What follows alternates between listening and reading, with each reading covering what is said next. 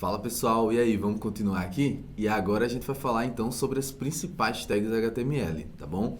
Então olha só, já vou trazer você aqui para minha tela e aqui eu tenho um pequeno roteiro do que a gente vai seguir, né? A gente vai falar um pouco sobre cabeçalhos, né? As tags de cabeçalho, a gente vai falar sobre parágrafos, sobre divisor de linha e quebra de linha e sobre a tag de link, né? Que nos permite criar links aqui. E claro, vamos começar falando sobre como a gente adiciona comentários no HTML, porque eu acredito que pode ser algo bem importante quando você estiver estudando, principalmente, né? Para você ir colocando uns comentários ali no meio. E isso não vai, obviamente, aparecer na sua página HTML, tá? Então, comentário é uma coisa que você adiciona, é um texto que você coloca ali no seu código, mas que não aparece na execução dele. Nesse caso, não vai aparecer na página web. Como é que a gente faz isso no HTML? Vamos ver? Então, ó, eu vou criar um novo arquivo HTML, tá? Para a gente não ir misturando aqui os conteúdos das aulas, eu vou, na medida do possível, ir criando outras páginas, certo? Então, aqui eu vou colocar principais, olha só, underline, tags, underline, HTML, underline, P1, tá? Ponto HTML. Então, olha só. Você percebeu o formato que eu coloquei aqui do meu arquivo? Eu coloquei a separação das palavras por underline, isso é interessante, tá? Você pode usar underline, pode usar até um tracinho, simplesmente um traço, né? Um hífen. Você pode usar também, não tem problema. Mas eu particularmente gosto desse padrão, desse formato de separação por underline, tá bom? Então vamos tentar manter aí essa boa prática ao longo da nossa jornada aqui. E pessoal, a gente já sabe como criar a estrutura básica, né, da página. Então, ó, exclamação, tab, ele já cria a estrutura aqui pra gente. A gente pode simplesmente vir aqui e mudar o título. Vou colocar principais tags HTML parte 1. Opa, parte 1. Já vou salvar aqui e agora dentro do body a gente vai ver essas principais tags HTML, mas começando pelo comentário. Como é que você adiciona um comentário no HTML? Confesso que das linguagens assim, o HTML é o que tem um comentário mais chatinho de se fazer. A estrutura dele vai ser basicamente essa daqui, ó.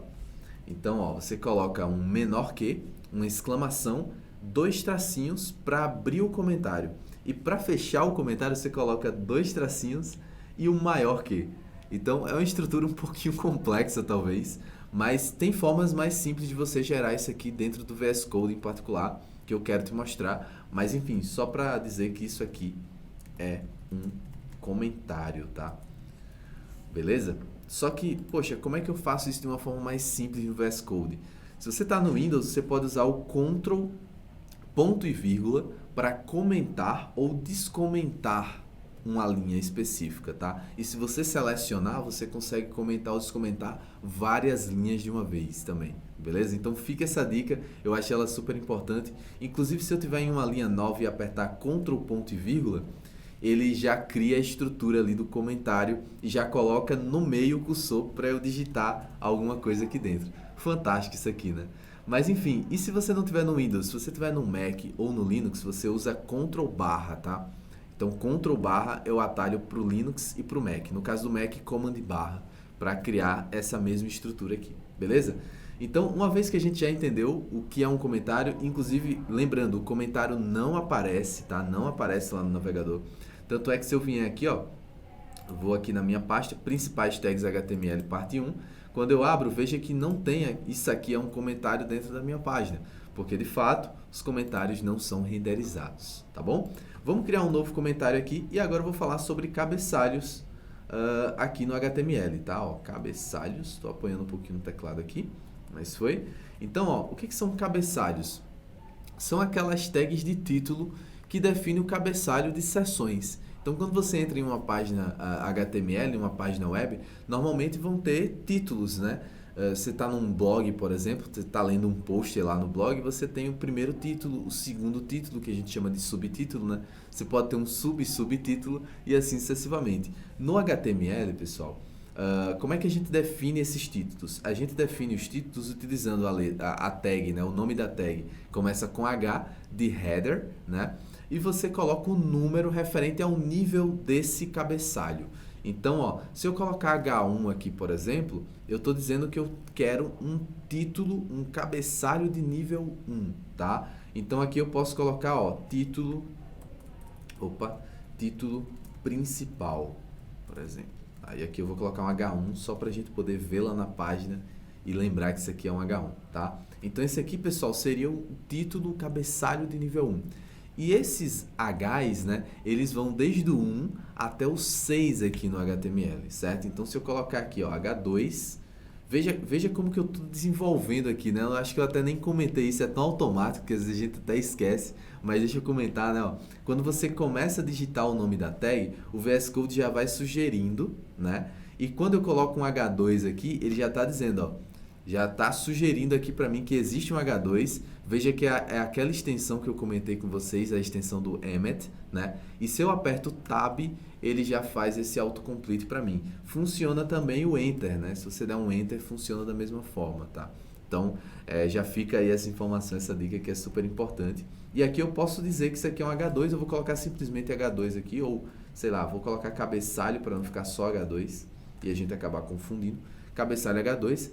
Aqui, dentro do VS Code, mais uma dica, tá? Ó, se você aperta Shift Alt e para baixo, então segura aí, ó, Shift Alt e para baixo, você vai ver que ele vai duplicando a linha embaixo, né?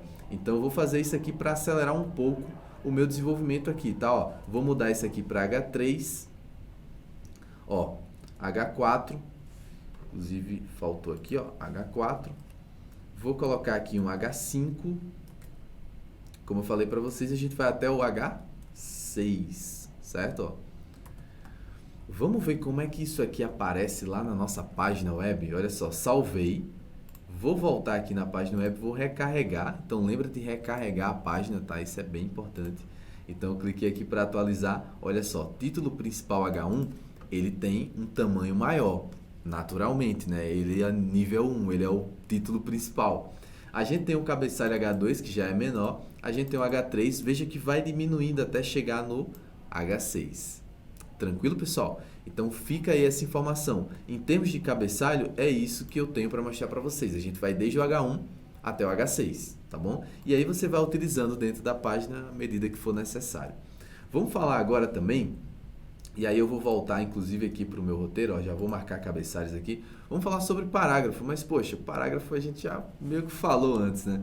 Então, também não tem muita novidade.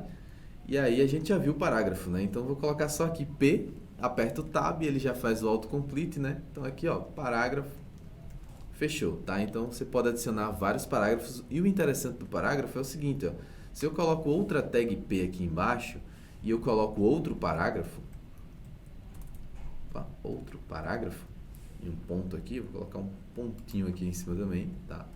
E aí, ó, se eu volto lá para o navegador, o que a gente vai ter? Opa, não esse navegador.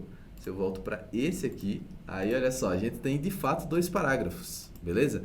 E o que é interessante disso é que ele realmente faz a quebra de linha, mas se você não criar uma tag P, pessoal, não adianta a gente esperar que ele quebre a linha. Isso é uma coisa bem importante. Às vezes, quando a gente está começando, a gente pensa, poxa, eu vou fazer o seguinte aqui, né? Vou colocar aqui o parágrafo, né? Ó, parágrafo. E aqui eu vou dar 2 Enter e vou colocar outro parágrafo, né? Ó, outro parágrafo. Salvar e vou voltar lá no navegador. Quando eu atualizar, olha o que interessante que acontece aqui no HTML. Se você não definir uma tag parágrafo, ele não vai quebrar a linha, tá? Então, por isso que é importante, todo o conteúdo coloca dentro de tags, beleza? Grava essa informação, nunca coloca solto, tá bom? Então, ó, nesse caso aqui, não vai adiantar eu dar essa quebra de linha dentro da IDE, dentro do meu editor de código aqui, eu tenho que colocar dentro de parágrafos, tranquilo? Eu vou até dar uma dica interessante, até para a gente poder movimentar um pouquinho mais nossa página. No VS Code, se você digita Lorem, ele já dá uma sugestão também aqui. Se você dá um Tab, ele utiliza aquele Lorem Y. Você sabe, já conhece esse site aí que gera palavras ali meio que aleatórias? Então ele já gera pra gente, inclusive ele colocou bem grande aqui. E vai ficar legal da gente conseguir visualizar isso lá no navegador, né? Ó, vou colocar Lorem Tab novamente. E aí eu posso voltar aqui, né? Porque é bem grande, ele vai até o final. Eu posso atualizar a página, você consegue ver bem legal. Eu vou até dar um pouco de zoom aqui, ó. Você consegue ver bem legal aí os dois parágrafos, tá? E a separação entre eles, beleza? Bom, vamos para o próximo aqui? Então, deixa eu voltar para o meu roteiro. Vamos falar agora sobre divisor de linha e quebra de linha, tá? Então, como é que você força uma quebra de linha aqui dentro do navegador? Você pode forçar uma quebra de linha aqui, pessoal, Olha só, vou vir aqui no final. Eu posso forçar uma quebra de linha da seguinte forma. Olha só, eu posso vir aqui e colocar algum texto. Você lembra que se eu fizesse isso aqui, né? Algum texto, outro texto.